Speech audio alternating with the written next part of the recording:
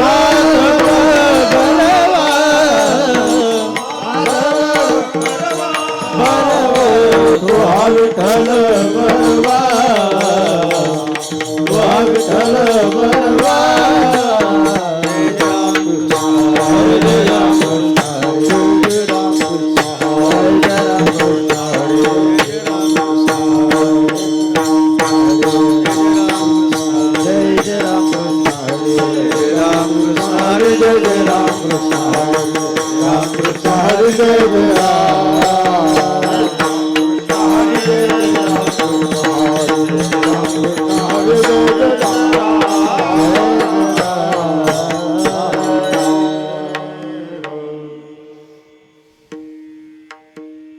संतांचे सुख झाले या देवा हे सुख झाले या देवा संतांचे सुख झाले या देवा सुख झाले अनवनी सेवा करी त्यांची मानवनी सेवा येथे माझा काय कोण तो विचार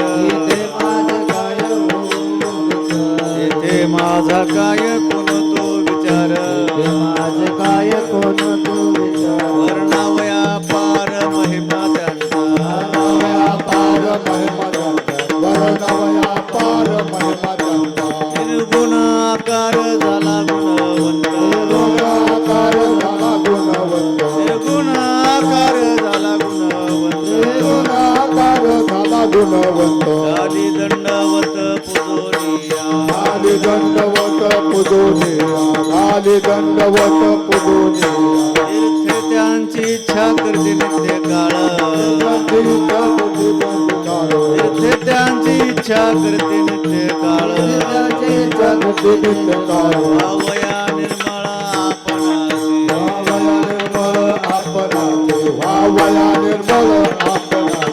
अष्टमहासिद्धीचा कोणाला पाड अष्टमहासिद्धीचा कोणाला पाड वागुन दियाड कोणी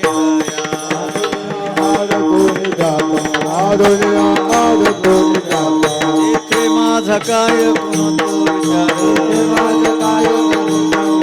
इथे माझा काय कोण तो विचार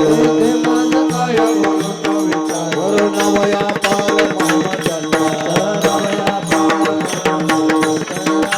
पार महिमा तुका म्हणे ते बळीया शिरोमणी लोका म्हणे ते प्रिया शिरोमणी तुका म्हणे ते बळीया शिरोमणी लोका म्हणे ते प्रिया शिरोमणी राहिले चरणी निकटवासी राहिले चरणी निकटवास राहिले चरणी निकटवास इथे माझा काय कोण तो विचार काय बोलतो विचार हे मला काय बोलतो विचार काय बोलतो विचार नवया पार महिमा त्यांचा पार महिमा त्यांचा वर्णवया पार महिमा त्यांचा पार कुमाई पार कुमाई पार कुमाई पार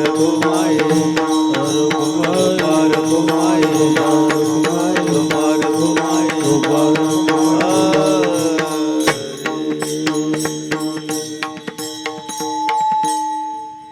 हरिभक्त परायण विनायक विठ्ठल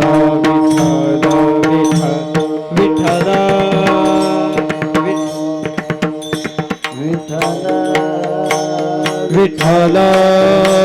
विठ्ठल विठ्ठल विठ्ठल विठ्ठल विठ्ठल विठ्ठल विठ्ठल विठ्ठल विठ्ठल विठ्ठल विठ्ठल विठ्ठल विठ्ठल विठ्ठल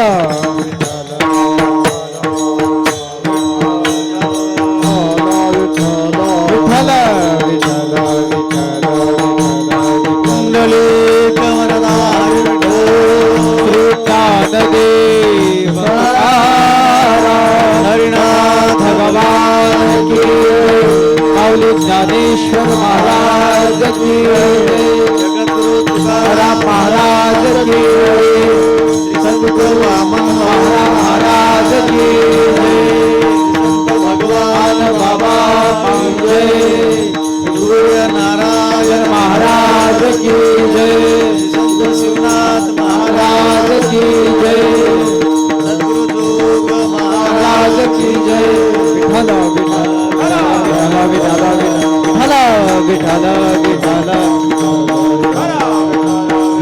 विठ्ठल विठ्ठल विठ्ठल विठ्ठल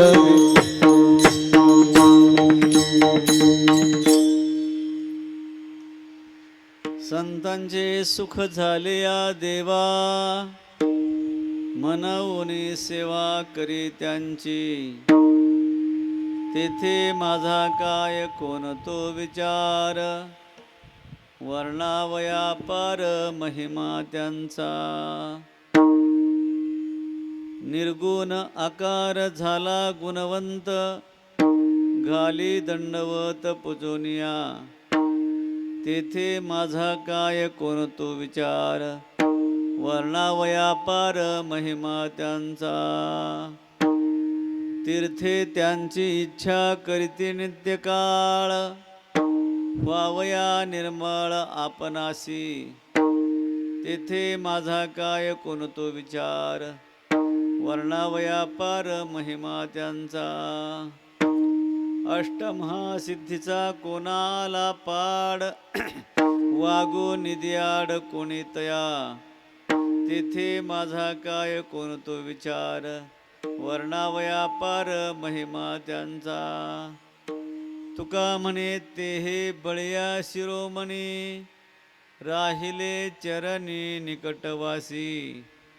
तेथे माझा काय कोण तो विचार, वर्णावया पार महिमा त्यांचा. पांडुरंगा करू प्रथम नमन, पांडुरंगा करू प्रथम नमन, करू प्रथम नमन, पांडुरंगा करू प्रथम नमन. दुसरे चरण संताची, दुसरे चरण संताची, दुसरे चरण संताची. त्यांच्या कृपादाने कथेचा विस्तार, कृपादाने कथेचा विस्तार, त्यांच्या कृपादाने कथेचा विस्तार. सद्गुरु नाथ तुका, बाबाजी सद्गुरु दास तुका, बाबाजी सद्गुरु दास. पांडुरंगा करू प्रथम नमन, दुसरे चरण संताची. पालवेवाडी या ठिकाणी श्री संत शिवनाथ महाराजांनी प्रारंभ केलेला हा 11वा नारळी सप्ताह पालवेवाडीमध्ये मोठ्या उत्साहात आणि आनंदात होत आहे. पालवेवाडीचं जेवढं कौतुक करावं तेवढं कमी आहे, कारण ही पालवेवाडी अतिशय कष्टाळू आहे आणि दानशूर आहे. पूजनीय श्री हरिभक्तिपरायण गुरुवर्य रामकृष्ण महाराज यांच्या आधिपत्याखाली, त्यांच्या मार्गदर्शनाने सुंदर असा हा कार्यक्रम या ठिकाणी साजरी होत आहे. गावातील सर्व वडीलधाऱ्या माणसांच्या आशीर्वादाने आणि विशेष करून गावातील तरुण मंडळीच्या अथक अशा परिश्रमातून हा कार्यक्रम अतिशय गोड आणि सुंदर असा चालू आहे. कार्यक्रमासाठी नामांकित गुणीजन मंडळी या ठिकाणी उपस्थित आहेत. त्यांचा या वारकरी संप्रदायामध्ये फार मोठा आदर आहे.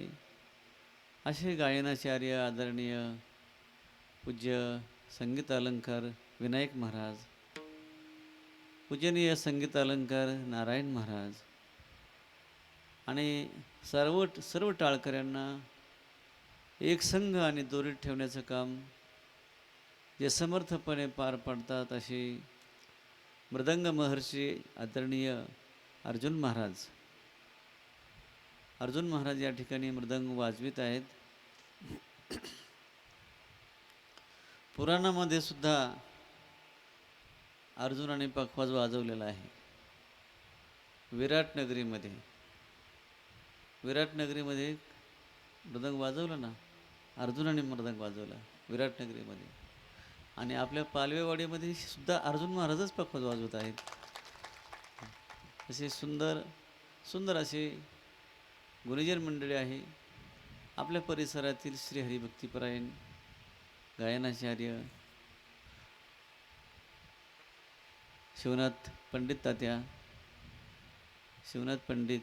आणि आपल्या अकोल्याचे तात्या पंडित तात्या, शिवनाथ खुले, ही सर्व टाळकरी मंडळी, जनोबाबा आणि सुंदर असा उंच आवाज आहे असे आदरणीय पूजनीय दत्तात्रय महाराज, सुंदर असे टाळकरी आहेत. आणि जनाबाईचं काम जे करतात, टाळकऱ्याला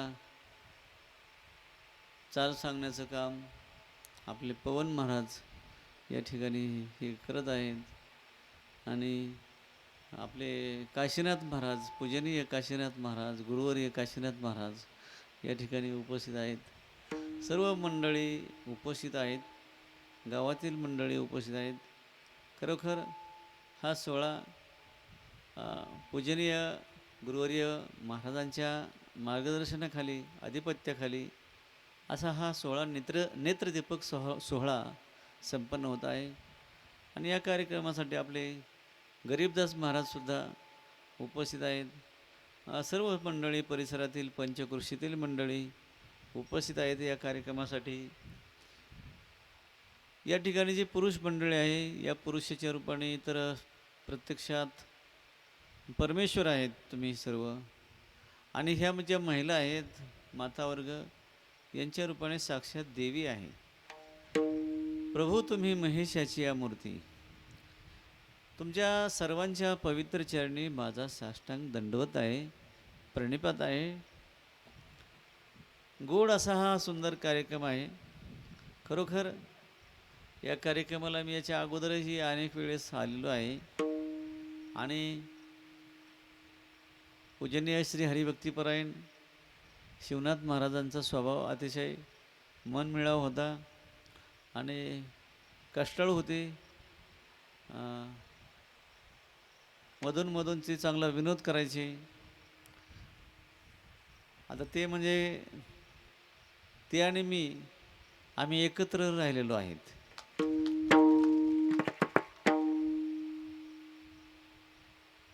त्याच्यामुळं त्यांच्या अंगावर केस किती होती हे सुद्धा मला माहिती आहे. अतिशय गोड स्वभाव, चांगला स्वभाव. आणि त्यांचं जे गादी आहे, त्यांची गादी आणि त्यांचं जे कार्य आहे ते पूजनीय गुरुवर्य रामकृष्ण महाराजांनी अतिशय समर्थपणे चालवलेलं आहे. कांकणभर अधिक, पण कुठल्याही गोष्टीची कमी नाही या कार्यामध्ये. त्यांचं हे कार्य असंच उत्तर अधिक वाढत जावं ही गुरुवर्य नारायण बाबांच्या चरणी प्रार्थना आहे.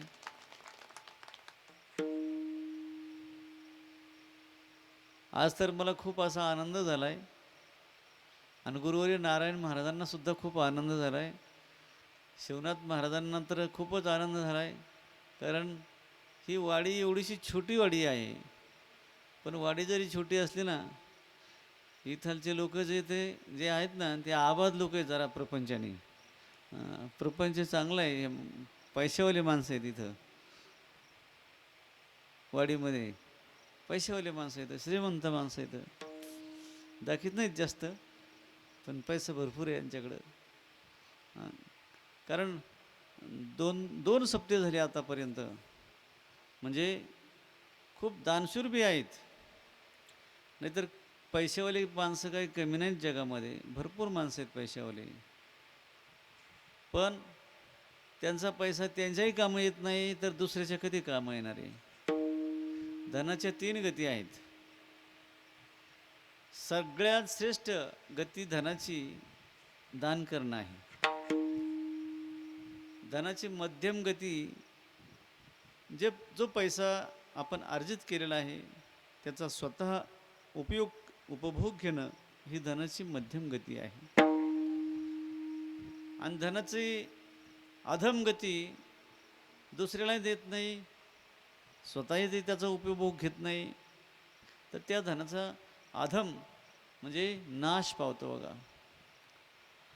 यो न ददाति न भुक्तम तस्य तृतीया गतिर्भवेत. दानम भोगो नाशस्तिस्रो गतयो भवन्ति वित्तस्य. दान करणं ही श्रेष्ठ गती आहे.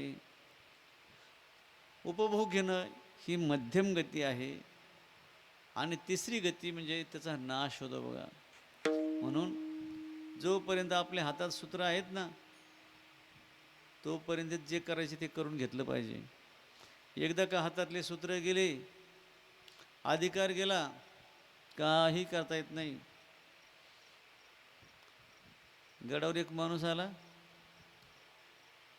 1 महिना झाला असन बाबा, 2-3 दिवस राहिले. ते वयस्कर झाले, ते एकदम बाबा होते, म्हातारे. 2-3 दिवस राहिले, माझ्याकडे यायचे, बोलायचे. आणि 4थ्या दिवशी म्हटले की बाबा, मला 2 एकर जमीन तुम्हाला द्यायची. 2 एकर जमीन तुम्हाला द्यायची म्हटले. आता तो भाग सगळा बागायती, ऊसाची जमीन, बागायती जमीन. मी म्हटलं बाबा, ते कशाला जमीन देता, राहू द्या तुमच्या पोरांना ती जमीन परत परत भेटत नसती, कशाला देता, मला नको तुमची जमीन. म्हटले नाही नाही, ती 2 एकर जमीन मी तुम्हाला देणारच आहे. मग मी त्या गावात फोन केला, म्हटलं अहो तुमच्या गावची अशी अशी व्यक्ती आली, 2-4 दिवस झाले तर, आणि ते म्हणतात की 2 एकर जमीन तुम्हाला द्यायची म्हणून. तिकडच्या माणसाने असा कपाळाला हात मारला आणि ते म्हणले बाबा, त्यांचं काय काय एवढं काय घेऊन बसले, आता 2 एकर जमीन तुम्हाला द्यायची होती त्यांना. आणि जोपर्यंत त्यांच्या हातात होतं ना, तोपर्यंत म्हणले कधी सप्त्याची वर्गणी त्यांनी दिली नाही, आणि आता 2 एकर जमीन द्यायची, काय खरं आहे म्हटले.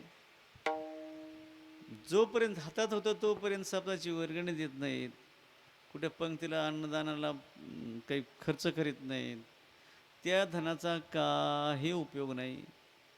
उलट ते धन नावं ठेवून घेण्यासाठी कामं येतं. कोणतं धन नाव करतं, ज्या धनामुळं आपल्याला दान करता येतं ते धन श्रेष्ठ आहे. महाराजांनी सांगितलंय, धन कमवा, उत्तम रीतीने कमवा. या धन, नारायण महाराजच नाव आहे ना, तुम्ही आमचे गुरुच आहेत. मग जोडून या धन उत्तम व्यवहारे. धन कमवा, धन जोडा म्हणजे कमवा, जोडून या धन. कसं कमवा, पण उत्तम व्यवहारे, चांगल्या पद्धतीने कमवा. आणि नुसतं कमवून ठेवू नका म्हटले. उदास विचारे वेंच करी, वेंच करी म्हणजे खर्च करा, वेंच म्हणजे खर्च करणे. ते खर्च करायचं धन भाऊसाहेबासारखं दिवसभर कोर्टात काय कमी देत का नाही कमी देत, पण संध्याकाळी आमची भेट झाली का खिशातले जेवढे पैसे असतील तेवढे काढून मला देतात. खिसा उलटाच करतात असा एकदम. अहो मी म्हणलं काही ठुत जा जवळ, नाही नाही, असा स्वभाव आहे त्यांचा. खूप आपल्या तारकेश्वर गडावर जी गोशाळा आहे त्यांच्याकडं गायी आहेत खूप, गायीवर खूप त्यांचं प्रेम आहे. आणि गाय म्हटलं की बाबा त्यांच्या अंगातच येतं. गायीची खूप सेवा करतात ते. गायीच्या जेवढ्या केसेस असतात ना त्या सगळ्या केसेस ते निशुल्क फुकट लढतात, रुपया घेत नाहीत त्याचा. म्हणजे ती गोमाता त्यांना किती आशीर्वाद देत असेल, त्यांना किती आशीर्वाद आहे. आणि तो आशीर्वाद ती एकट्यासाठी ठेवीत नाहीत, तो आशीर्वाद आपल्या सगळ्यासाठी आहे का नाही. असं चांगलं कार्य आहे. हा हे परिसर आहे ना, ही जी भूमी आहे ना, ही भूमीची अतिशय पवित्र भूमी आहे. कारण गुरुवर्य नारायण महाराजांच्या पदस्पर्शाने, भाऊबापांच्या पदस्पर्शाने ही भूमी पवित्र झालेली भूमी आहे, क्षेत्र आहे. इथं वामन भाऊ पण आले असतील. म्हणजे ही जी भूमी आहे ती अतिशय महान आहे, श्रेष्ठ आहे. म्हणून आज संत प्रकरणातील हा अभंग आहे. संतांची जर संतापासून देवाला सुख होतं, आनंद होतो, आपल्याला सुद्धा सुख होतं, आनंद होतो. पण कोणापासून? आपल्याला सुद्धा आनंद होतो कोणापासून? जो आपल्याला शिवे देतो, जो आपला राग करतो, त्याच्यापासून आनंद होतो का? नाही नाही नाही. जो आपल्याला जपतो, जो आपलं कोड कौतुक करतो, जो आपलं गुणगान गातो, त्याच्यापासून आनंद होतो, है का नाही? मग हे संत हेच करतात नेमकं. संत रात्रंदिवस कोड कौतुक करतात, भगवंताचं गुणगान गातात, रात्रंदिवस जप करतात. दिनरजनी हाची धंदा, गोविंदाचे पवाडे, सततम कीर्तयंतो माम यतंतस्य दृढव्रताः नमस्यंतस्य मां भक्त्या नित्ययुक्त उपासते. कृष्ण विष्णू हरी गोविंद या नामाचे निखिल प्रबंध, माझी आत्मचर्चा विशद उदंड गाती. हे भक्त रात्रंदिवस त्या परमेश्वराचं नाम जप करतात. आपलं सुद्धा नाव जर एखाद्याने घेतलं ना, आपल्या पाठीमागं एखाद्याने नाव घेतलं, आपलं खूप गुणगान गायलं, आणि ते जर आपण ऐकलं तर माणसाला इतका आनंद होतो, माणूस भारावून जातो. भारावून जातो माणूस. आणि जो आपलं नाव घेतो ना, त्याच्यावर काही संकट येऊ नयेत, तो काही अडचणीत सापडू नये, याच्यासाठी सुद्धा माणूस प्रयत्न करतो का नाही माणूस? मग माणूस जर एवढे उपकार फेडतो, मग देवाचं जर नाव घेतलं, चिंतन केलं, तर देवालाही आनंद होतो ना. आमका माझं लय नामस्मरण करतोय, देवसुद्धा खुश होतो. पण काय होतं, असे एखाद्याने जर समजा आपल्याला आहेर केलं लग्नात किंवा जागरणात, तर आपण तो लिहून ठेवीत असतो की अमक्याने 100 रुपये आहेर केला. मग त्याच्या कार्यात नंतर 101 रुपया किंवा 110 रुपये आहेर करतात माणसं, म्हणजे फेड करतात ना. तसं देवाला सुख होतं संतापासून, भक्तापासून, आणि त्या सुखाच्या ऋण होतं ना मोठं देवावर, आणि त्या ऋणातून उत्तीर्ण होण्यासाठी देवसुद्धा संतांची सेवा करतो. ही अभंगाच्या पहिल्या चरणात संतांचे सुख झाले. कलाकाराची, गुणजनाची किंमत आपण केली पाहिजे. म्हणजे याची तर किंमत आपल्याच्याने होऊ शकत नाही, पण इतकं प्रॅक्टिस, इतका वेळ द्यावा लागतो ह्या कलेला. इतका वेळ जर समजा पुस्तक वाचण्यात दिला ना, तर ते माणूस कलेक्टर होतं. हां, इतका वेळ जर तुम्ही पुस्तक वाचण्यात दिला असता तर कलेक्टर झाले असते. पण काय करता, कलेक्टरच्या कोणी पाया पडतं का? तुमच्या पाया पडतात माणसं. हां, आहे का नाही? कलेक्टर झाले आणि कोणी मंत्री झालं तरी उलट काही माणसं असे पाठ देऊन जाते. पण हे भगवंताचं नावच असे, जो भगवंताचं नाव घेतो ना, लोक त्याच्या पाया पडतात. जो देवाचं नाव घेतो ना, लोक त्याला चांगलं चुंगलं खायला घालतात. आता मग किती सुंदर असं जेवण आणलं होतं आम्हाला. हां, अशोक जेवला नाही असं, ह्या लाभाला चुकणं फार, म्हणजे मी तिथं बसलो, आम्ही जेवण आलतो तुकड्यावरून, जेवायचं नव्हतं, पण तिथं सुगंध इतका सुंदर आला, माझं मन काय मला आवराना. मग म्हणलं जेवायचे आम्हाला. जेवलो तर आम्ही, म्हणजे इतकं चांगलं चांगलं करून आणतात माता माऊल्या. अहो, महाराजांना जेव घातल्याशिवाय पोटच्या लेकराला सुद्धा ते खाऊन देत नाहीत. बाबा जेवायचे, पुष्ट करू नये असं म्हणतात. असं म्हणतात ना माऊल्या. ह्या महिला वर्ग, माता वर्ग पोटच्या लेकराला सुद्धा खाऊ देत नाहीत महाराज जेवल्याशिवाय. इतकी तुमची अफाट श्रद्धा असते, आणि मग तुमच्या श्रद्धेची आमच्याकडून कदर झाली पाहिजे,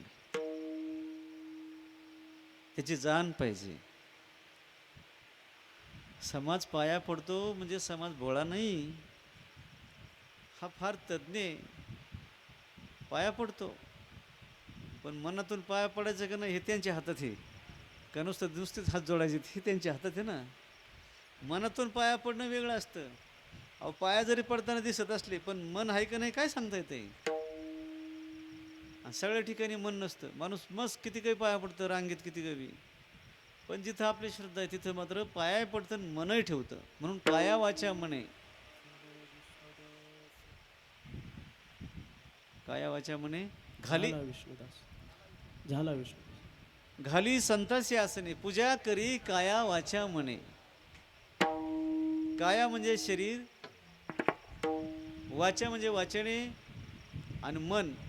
शरीर वाचा आणि मन हे तिन्ही समर्पित पाहिजेत. नाही तर कधी कधी माणसं वाचा म्हणजे तोंडाने शरण जातात पण मन नसतं.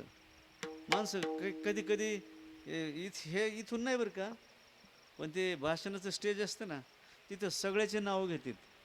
नाव घेताना त्यांच्या मनात नसतं की यांचं नाव घ्यावं म्हणून, पण तिथं नाव घेतात म्हणजे वाचेने घेतात परंतु मनात नसतं.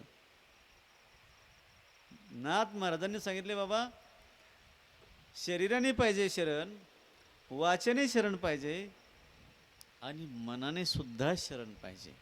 पण काही माणसं अहो मानितच नाहीत. काही देव न मानणारे सुद्धा माणसं येतं.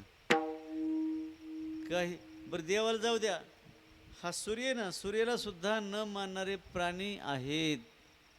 सूर्याला ती वटवागुळ असते ना, झाडाला दिवसा अशी उलटी टांगते, ती वटवागुळ सूर्याला मानित नाही.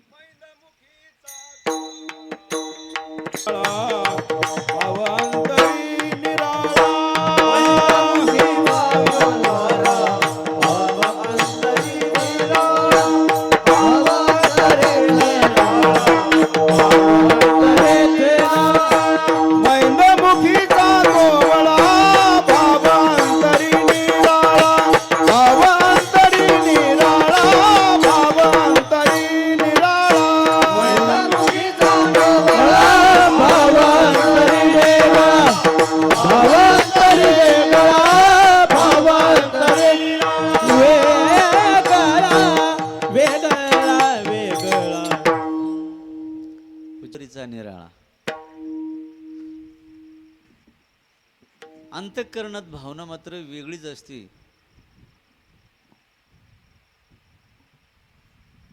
काही काही माणसं बिलकुल देव सुद्धा मानित नाहीत. माणसाला तर साधू संताला तर सोडूनच द्या,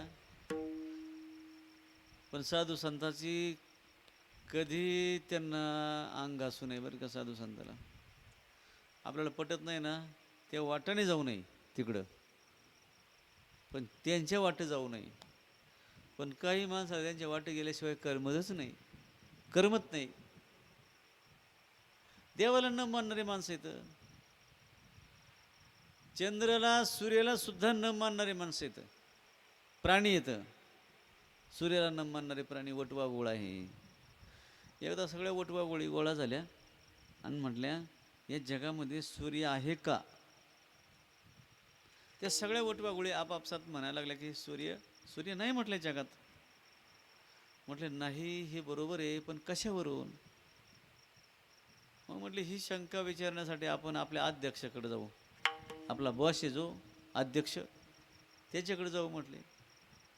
आता यांचा अध्यक्ष वटवागुळीचा अध्यक्ष घुबड होतं. गेले घुबडाकडे सगळे, जय हरिबुवा जय हरिबुवा झालं त्यांचं. म्हणले आमचा एक प्रश्न आहे. म्हटले काय. ह्या जगामध्ये म्हटले सूर्य आहे का. ते घुबड म्हटलं मुळीच नाही. आता सांगा घुबड सूर्य मानित नाही, घुबडाला सूर्य दिसत नाही, मग सूर्य नाही का या जगामध्ये. सांगा बरं तुम्ही. अहो सूर्य नित्याने उदयाला येतो, नित्याने त्याचा अस्त होतो, त्याचा उदय अस्त थांबलेला नाही. घुबड मानो अथवा न मानो तो आहेच. तसं देवाला जे काही लोक मानित नाहीत ते घुबडाच्या पॅनलचे आहेत समजायचं आहे का नाही. ते देवालाच मानित नाहीत. समुद्र नदी नव्हे पैगा, समुद्र नव्हे नव्हे लिंगा, पाषाण म्हणून रेगा, संत नवती जगा, संत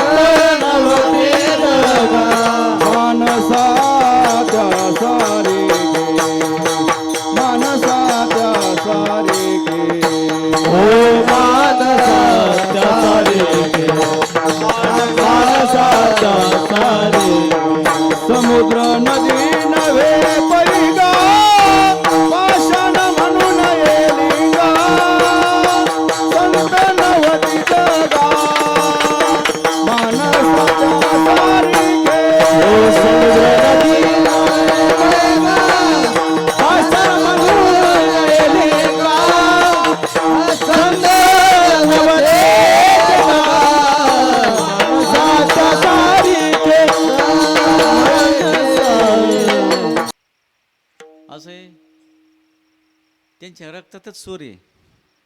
त्यांचे चुलते सुद्धा किती सुंदर गायक, वडील बी गायक, त्यांची खानदानच गायक आहे सगळी. आणि मला महाराज मला तर सूरच लागत नाही.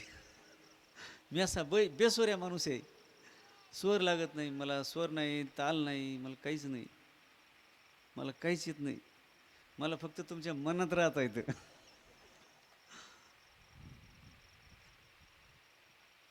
हे लिंग म्हणजे पिंड, ती दगडातून काढली जाते बरं का. दगड असतो दगड, पण त्याला पिंडीचा आकार देण्यासाठी दगडामधला जो काही भाग आहे तो भाग ठोके मारून काढावा लागतो. जो अधिक भाग आहे दगडाचा काही भाग असं काढावा लागतो बाजूला, छनी मारून काढावा लागतो. आणि त्या दगडातली मूर्ती साकार करावी लागते. प्रत्येक दगडात मूर्ती, फक्त ती काही भाग काढून टाकायचा आणि मग लगेच दिसती. तसं सर्व ठिकाणी देव आहे, परंतु त्यातले काही काय अवगुण काढून टाकायचे. कारण तो परमेश्वरच आहे का नाही. एका राजाला एक प्रधानजीला प्रश्न विचारले राजाने. 3 प्रश्न विचारले राजाने प्रधानजीला. म्हटले, प्रधानजी माझ्या प्रश्नाचे उत्तर द्या म्हटले. म्हटले काय प्रश्न आहेत. 3 प्रश्न विचारले की या जगात देव आहे का.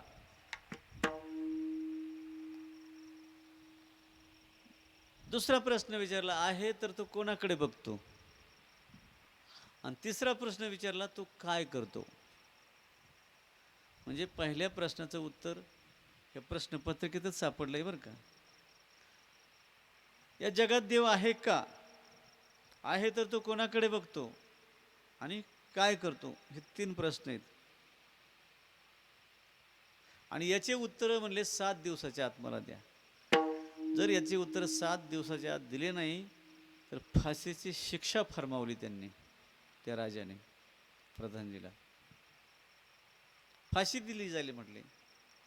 त्या प्रधानजीला काही त्या प्रश्नाचे उत्तर सापडणार.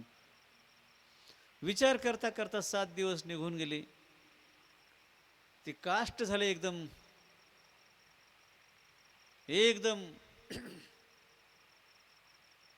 वाळून गेले एकदम खरकासारखे. आणि मग 7व्या दिवशी आता आपल्याला फाशीला जावं लागणार आहे म्हटले. राजाने फाशीची शिक्षा फरमावली.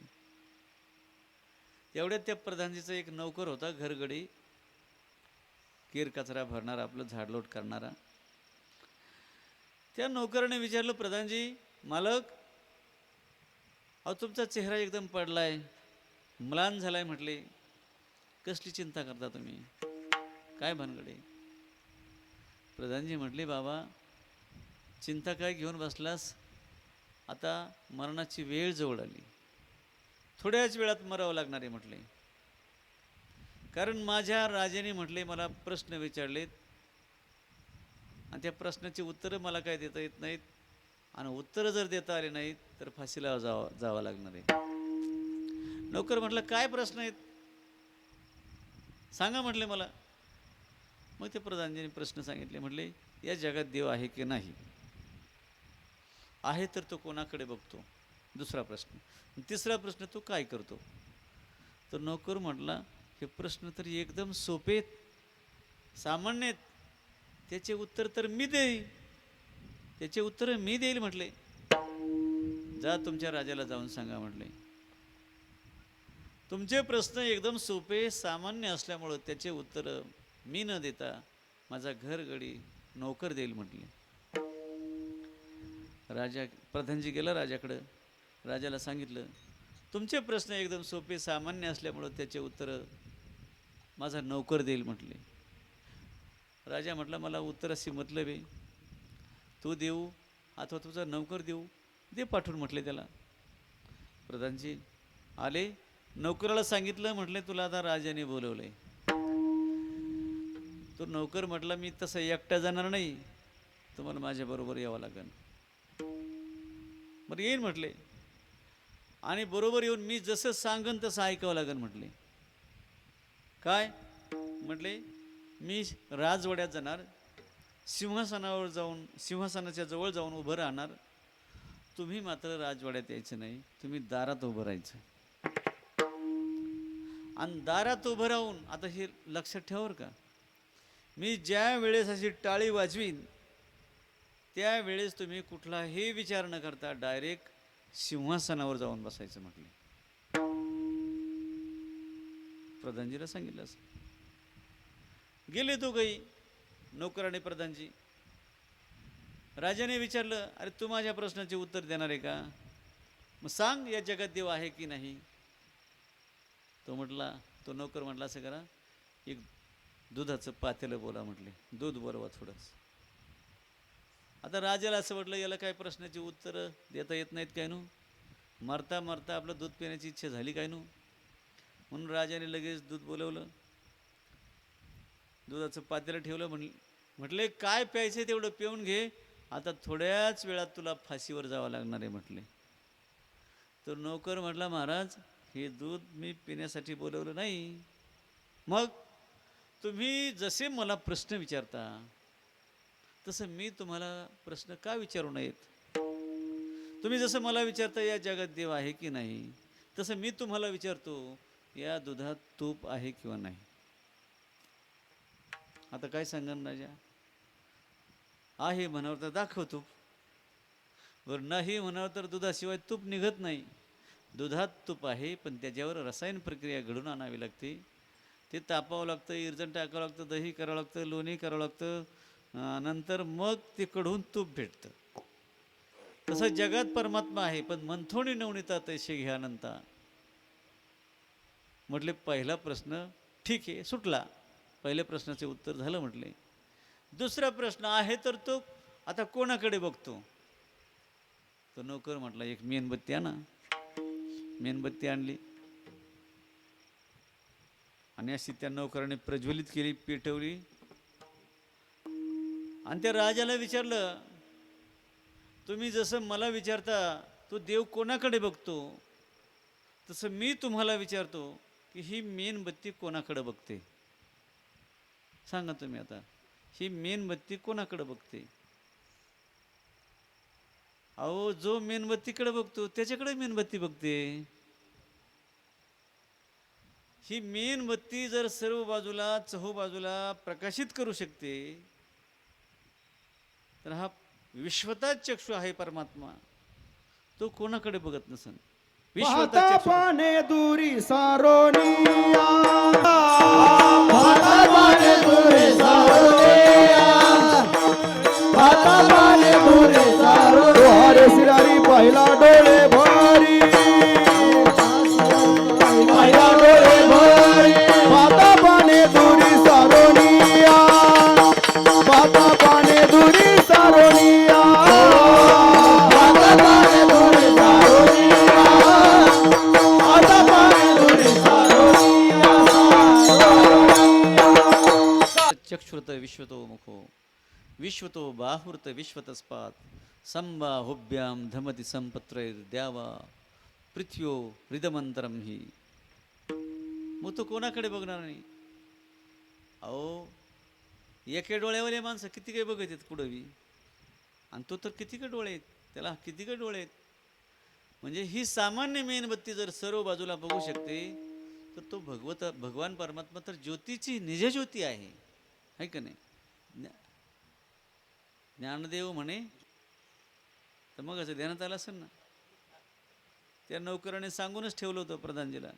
टाळी वाजवल्याबरोबर बसला. राजाने मग पुन्हा विचारलं नोकरला, सांगा ना म्हटले, महाराज काय करतो ते? तर नोकर म्हटला, सांगितलं ना म्हटले. म्हटले काय? तुझ्यासारख्या पागल राजाला खाली उतरवतो आणि प्रधानाला वर नेऊन बसवतो देव. देवाने याच्यापेक्षा काय करावा? आता दिनूबाबाने प्रमाण दिलं ना, तू का म्हणे आले समर्थाचे म्हणा, आणि जरी होय राणा रंग त्याचा. त्याच्या जर मनात आलं, समर्थ म्हणजे भगवान परमात्मा, त्याच्या जर मनात आलं तर रानाचा रंक करतो, म्हणजे राजाचा रंक करतो आणि रंकाचा राणा करतो. करशील तरी नव्हे काही, राईचा डोंगर पर्वत राई, आपुले करण्याची साई, करी वाई मजवरी. राई म्हणजे मोहरी. राई हिंदी शब्द आहे. ती मोहरी असते ना, मोहरी. त्याच्या जर मनात आलं ना परमेश्वराच्या, त्या मोहरीचा पर्वत करतो. आणि त्याच्या जर मनात आलं ना, त्या पर्वताची राई करतो. ही त्याची सर्व लीला आहे. आणि तो भगवान परमात्मा या संतांची सेवा करतो. एकदा काम्यक वनामध्ये अर्जुनाच्या मनात द्रौपदी आली बरं का.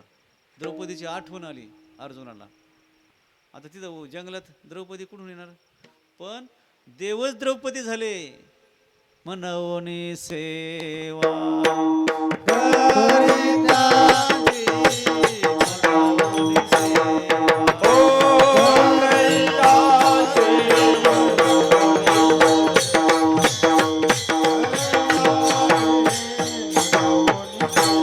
हा संताचे सुख उंच नीच काही हा जो अभंग आहे ना, या संपूर्ण अभंगामध्ये भक्तांची यादी दिलेली आहे. कोणत्या भक्ताची काय काय कामं केलेत. नरहरी सोनारा घडू फुंकू लागे. सोनाराचं काम करतो ना, सोनाराला फुंकू लागण्याचं काम केलं. दागिने बनवून ठोकू लागण्याचं काम केलं, घडू लागण्याचं काम केलं देवाने. माणसाला बी घरी काम करू, सेवा करू लागावं लागतं ना. मंडळी जर भाकरी करायला बसली तर पिठाचा डबा नेऊन द्यावा लागतो कधी कधी, हां, किंवा सरपण नेऊन द्यावं लागतं. आता सरपण राहिलं नाही, गॅस. तिला जर नाही पेटवता आला गॅस, तर याला लायटरने गॅस पेटून द्यावा लागतो. म्हणजे ही सेवाच ना एक प्रकारे. पाणी नेऊन द्यावं लागतं हाताखाली. म्हणून ही सेवा करी त्यांची. अनेक प्रकारची सेवा केली देवाने भक्तांची. आणि मग जगद्गुरु तुकोबाराय म्हटले, अरे देवच त्यांची सेवा करतो. शृंगारिले बाळ कवतुके, हरिले बाळ कवतुके, हरिले बाळ कवतुके. तुका म्हणे तुम्ही उदार कृपाळ, उदार कृपाळ, तुका म्हणे तुम्ही उदार कृपाळ, तुका म्हणे तुम्ही उदार कृपाळ. शृंगारिले बाळ कवतुके, शृंगारिले बाळ कवतुके. हरिले बाळ कवतुके, हरिले बाळ कवतुके. देव काय काय सेवा करतो भक्ताची, हे एक उदाहरण सांगतो मी. दुर्योधन एकदा भीष्माचार्यांकडे गेला बरं का. त्यावेळेस महाभारताचं युद्ध चालू होतं. आणि दुर्योधन संशयी होता ना माणूस, संशयखोर. दुर्योधनाने भीष्माचार्यावर संशय घेतला आणि म्हटले, आचार्य तुम्ही नुसते शरीराने आमच्याकडून आहात, मनाने मात्र त्या पांडवाकडून आहात. कारण कितीतरी आमचे कौरव मारले गेलेत, कितीतरी आमचं सैन्य मारलंय, परंतु एकाही पांडवाच्या केसाला धक्का लागला नाही. तुम्ही नुसते शरीराने आमच्याकडून, मनाने मात्र पांडवाकडून. काही माणसं इकडं दिसतात पण तिकडं काम करतात. ऐक महाराज, महाराज हसले बा. अरे आता इकडच्या पॅनलमध्ये आणि सगळे रिपोर्ट देतो तिकडं. इथे इतके पैसे दिलेत, तिथे इतके पैसे दिलेत. तसं दुर्योधन म्हटलं, तुम्ही नुसते दिसता आमच्याकडून, भीष्माचार्याला म्हटला, पण तुम्ही काम मात्र पांडवाचं करता. मग भीष्माचार्य म्हटले, अरे मी तसा नाही म्हटले, हां तुला माझा संशय आलाय. मग भीष्माचार्यांनी प्रतिज्ञा केली याचा संशय घालवण्यासाठी. काय प्रतिज्ञा केली म्हटले, उद्या एकही पांडव जिवंत राहणार नाही, निष्पांडवी पृथ्वी होईल. ही भयंकर प्रतिज्ञा ना. ह्या प्रतिज्ञेला काय म्हणतात, भीषण. जसं भयंकर जर अपघात झाला कुठं, तर म्हटले भीषण अपघात झाला. मग ही प्रतिज्ञासुद्धा भीषण आहे. आणखीन आजीवन ब्रह्मचर्य मी राहील, ही पण प्रतिज्ञा भीषण आहे. ही सामान्य नाही, माणसाला देव होता येतं, परंतु ही अवघड आहे. आजीवन ब्रह्मचर्य राहिलं ही एक त्यांनी भीषण प्रतिज्ञा केली होती. म्हणून त्यांचं भीष्माचार्य नाव पडलं. अगोदरचं नाव त्यांचं देवव्रत, अगोदर देवव्रत नाव होतं ना त्यांचं. मी आजीवन ब्रह्मचर्य राहीन अशी प्रतिज्ञा केल्यानंतर त्यांचं नाव देव. लोक म्हटले अरे ही प्रतिज्ञा, अशी भीषण प्रतिज्ञा कोणी केली, आणि म्हणून त्या देवव्रताचं नाव भीष्माचार्य पडलं. भीष्माचार्यांनी पुन्हा आणखी प्रतिज्ञा केली की उद्या एकही पांडव शिल्लक राहणार नाही. आणि ही बातमी गुप्तहेराने पांडवाकडे नेली, धर्मराजाला सांगितलं. धर्मराजाने ऐकल्याबरोबर धर्मराजे एकदम दुःखी झाले. तेवढ्या तरणक्षेत्रावरून भगवान श्रीकृष्ण आणि अर्जुन येत होते.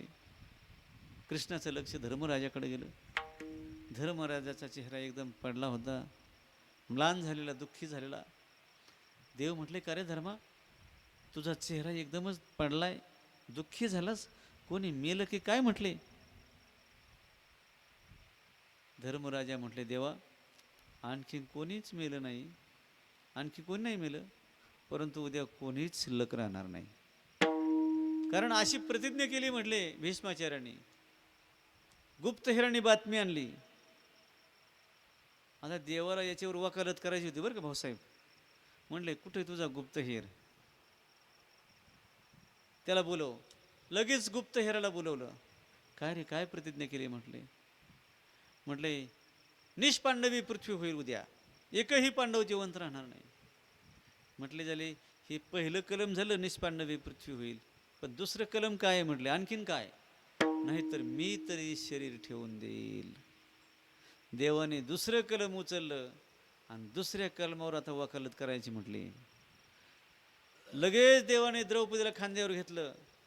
रात्रीची वेळ, कृष्ण पक्ष, रात्र किरकिर करते, वरून झिमझिम पाऊस पडतोय. आणि अशा वेळेस, रात्रीच्या वेळेस भीष्माचार्य जप करत बसलेले होते, श्रीकृष्ण जय कृष्ण, श्रीकृष्ण जय कृष्ण. आणि अशा वेळेस द्रौपदीला देव घेऊन गेले आणि शिकवलं रस्त्याने की आपण भीष्माचार्यांच्या दर्शनाला चाललो. तू भीष्माचार्यांचं दर्शन करायचं, परंतु पद्धत सांगितली दर्शन करण्याची. काय, तोंडावर घोसा घ्यायचा म्हटले. घोसा म्हणजे बुरखा. आणि दर्शन करायचं, थोडासा बांगडीचा आवाज करायचा असा. आणि जर माझं नाव विचारलं भीष्माचार्यांनी तर माझं नाव सांगू नको म्हटले. एक हमाल बरोबर आणलाय असं सांग म्हटले. ठरल्याप्रमाणे गेले. द्रौपदीला सोडलं तिथं देवाने. भीष्माचार्यांचं दर्शन केलं. भीष्माचार्य डोळे बंद करून ध्यान करत होते. श्रीकृष्ण जय कृष्ण, श्रीकृष्ण जय कृष्ण, श्रीकृष्ण जय कृष्ण असं जप करत होते. तेवढ्यात द्रौपदीने दर्शन केलं. आणि दर्शन करून थोडासा बांगडीचा आवाज केला. बांगडीचा आवाज ऐकल्याबरोबर भीष्माचार्यांना असं वाटलं की कोणीतरी सुवासीन आपलं दर्शन करण्यासाठी आली. आणि म्हणून भीष्माचार्यांनी आशीर्वाद दिला की सौभाग्यवती भव, सौभाग्यवती भव असा आशीर्वाद दिला की लगेच द्रौपदीने तो घोसा वर केला, असा तोंडावरचा काढला आणि म्हटली महाराज, हा जो तुमचा आशीर्वाद आहे तो या जन्मातला का पुढच्या जन्मातला. कारण थोड्याच वेळापूर्वी तुम्ही प्रतिज्ञा केली की निष्पांडवी पृथ्वी होईल. निष्पांडवी पृथ्वी होईल म्हणजे मी विधवा होणार. आणि आता तुम्ही आशीर्वाद देता सौभाग्यवती भव म्हणजे मी सधवा राहणार. मग सांगा, विधवा की सधवा, आहो की रंडकी. भीष्माचार्य म्हटले तू विधवा की सधवा हे नंतर सांगतो मी तुला, पण अगोदर मला हे सांग की अशा वेळेस तुला इथं आणलंय कोणी, तुला इथं आणलंय कोणी. द्रौपदी म्हटली की हमाल बरोबर आणलाय. आता द्रौपदीचा हमाल भीष्माचार्यांना समजा नका हो. म्हटले कुठे तुझा हमाल. म्हटले बाहेर घोंगडी पांघरून बसलाय. म्हटले चल त्या हमालाकडे जाऊ आपण. आणि भीष्माचार्य द्रौपदी त्या हमालाकडे गेले. भीष्माचार्याने ती घोंगडी अशी वर केली शेपुरा बघितलं तर काय दिसलं हो भीष्माचार्यांना? दिव्य तेज पुंज मदनाचा पुतळा, रवी शशी कळा लोपलिया. रवी म्हणजे चंद्र, सूर्य, रवी म्हणजे सूर्य, शशी म्हणजे चंद्र. या चंद्र सूर्याचं तेज ज्याच्या समोर लोपलं जातं, असं तेजस्वी स्वरूप भगवान श्रीकृष्णाचं रूप भीष्माचार्यांना दिसलं. भीष्माचार्यांनी हात जोडले आणि म्हटले, अरे देवा, या जगाचा नियंता, या जगाचा नियंता पांडवाचा पाठीराख असताना माझ्यासारखे हजारो जरी भीष्माचार्य आले तरी या पांडवाच्या केसाला सुद्धा धक्का लागणार नाही. मग मी एकटा भीष्म काय करील? भीष्म पण केला खरा, भीष्म खरा भीष्म पण केला खरा. धनुर्धरा रक्षियले, धनुर्धरा रक्षियले. ऐसी याशी शरण जावे, ऐसी याशी शरण जावे, ऐसी याशी शरण जावे, ऐसी याशी शरण जावे. धनुर्धरा रक्षिले, ऐसी यासी शरण जावे, ऐसी यासी शरण जावे, ऐसी यासी शरण जावे, ऐसी यासी शरण जावे, यासी शरण जावे.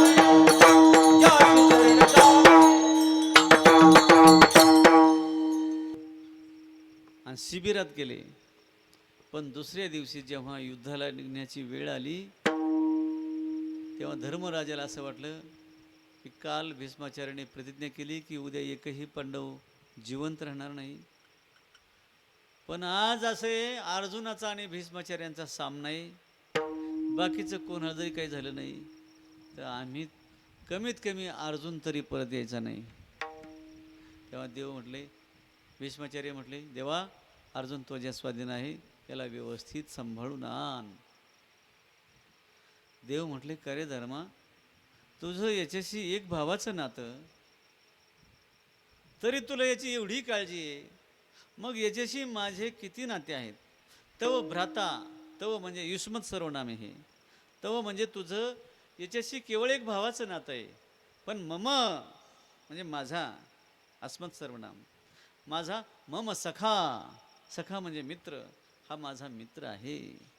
संबंधी, सुभद्रा याला मी माझी बहीण दिलेली आहे म्हणून हा माझा सोयरा आहे. शिष्य, याला मी श्रीमद भगवद्गीतेचा उपदेश केला आहे म्हणून हा माझा शिष्य आहे. मग याच्याशी माझे किती नाते आहेत. मग देवाने प्रतिज्ञा केली, जा म्हटले, याच्या जर केसाला धक्का लागला तर माझे प्राण निघून जातील, अशी देवाने प्रतिज्ञा केली. कोणासाठी? अर्जुनासाठी. कारण अर्जुनाच्या केसातून, रोमा रोमातून श्रीकृष्ण जय कृष्ण, श्रीकृष्ण जय कृष्ण असा ध्वनी प्रगट होत होता. आणि मग देवाने का प्रतिज्ञा करू नये?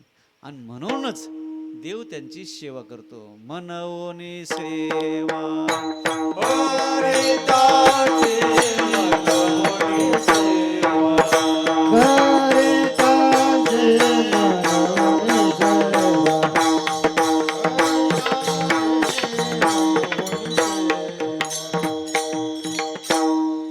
मग जगद्गुरु तुकोबाराय म्हटले, देवच त्यांची सेवा करतो या संतांची, आणि मग तिथं माझी काय गोष्ट आहे, माझा काय विचार घेऊन बसलास? तेथे माझा काय कोण तू विचार, वर्णावया अपार महिमा त्यांचा, त्यांचा महिमा वर्णन करण्यासाठी अपार आहे. वर्णावया पार, अपार, न पार इति अपार, म्हणजे त्याची सीमाच नाही. कारण हा निर्गुण निराकार परमात्मा त्यांची सेवा करतो. नंतर दंडवत घालतो त्यांची, त्यांना पूजा करतो, त्यांची संतांची पूजा करून दंडवत घालतो किंवा दंडवत घालून पूजा करतो. कसं आहे घ्या, आहे का नाही? आणि हे तीर्थ जे आहेत ना, ते सुद्धा निर्मळ होण्यासाठी संतांच्या चरणाजवळ येतात. तीर्थे त्यांची इच्छा करते नित्यकाळ, पावया निर्मळ आपणाशी. ते सुद्धा तीर्थे कुर्वंती तीर्थाणी,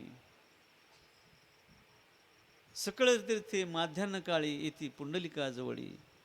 हे सर्व तीर्थ संतांच्या चरणाजवळ स्वतः पवित्र होण्यासाठी तीर्थसुद्धा जातात. आणि ह्या ज्या अष्टमा सिद्धी आहेत ना, यांचा आता सुळाट झालेला असतो. अहो खंडोबाबाला काहीच येत नव्हतं, कीर्तन करत नव्हते, प्रवचन करत नव्हते, भजन करत नव्हते. त्यांना फक्त एक अभंग येत होता, एक एक विठाबाई. आणि माझी पंढरीची आई, त्यांची मला आळंदीला होतो आम्ही तेव्हा, चंद्रभागेचं स्नान करायला मला म्हटले आपण बरोबर जाऊ. मी म्हटलं जाऊ बरोबर आपण. आता आम्ही गेलो बाहेर शौचाला, पण खंडोबाबांनी आपल्याला बोलवलं, त्यांच्या बरोबर जायचं हे आमची विसरून गेलो आम्ही. परत आलो तर खंडोबाबा धोत्राचं ते धोतर खांद्यावर, हातात काठी, तांब्या, ते वामन भाऊच्या मठात दारात तिथं बसलेले. त्यांना बघितल्याबरोबर म्हटलं चला चला बाबा आपल्याला उशीर झाला आहे. मग आम्ही स्नान करायला इंद्राणीला गेलो. म्हणजे आणि त्या खंडोबाबाला अष्टमा सिद्ध्या प्राप्त होत्या. खिशात हात घातला की पैसे. अहो किती काही वस्तू वाढला तरी पैसे मिळत नाहीत, पण त्यांनी खिशात हात घातला की पैसे निघायचे. ऐका नाही, गुरुवर्य नारायण महाराज एखादा शब्द बोलले की लगेच सत्य व्हायचं. मी सांगत असतो नेहमी, गुरुवर्य नारायण महाराज हे खरं बोलत नव्हते बरं का. नारायण महाराज खरं बोलत नव्हते. नारायण महाराज जे बोलत होते ते खरं होत होतं. अशी बाबांची वाणी होती. सिद्ध महात्मे, अष्टमा सिद्धीचा कोणाला पाड, वागोनी दियाड कोणी तया. म्हणजे हे आतापर्यंत जेवढे दाखले देत ना ते सगळे बलवान आहेत. देव बलवान आहे, तीर्थ बलवान आहे, अष्टमा सिद्ध्या ह्या बलवान आहेत. परंतु संत हे बलवानाचे शिरोमणी आहेत. हे अभंगाच्या शेवटी तुका म्हणते बळी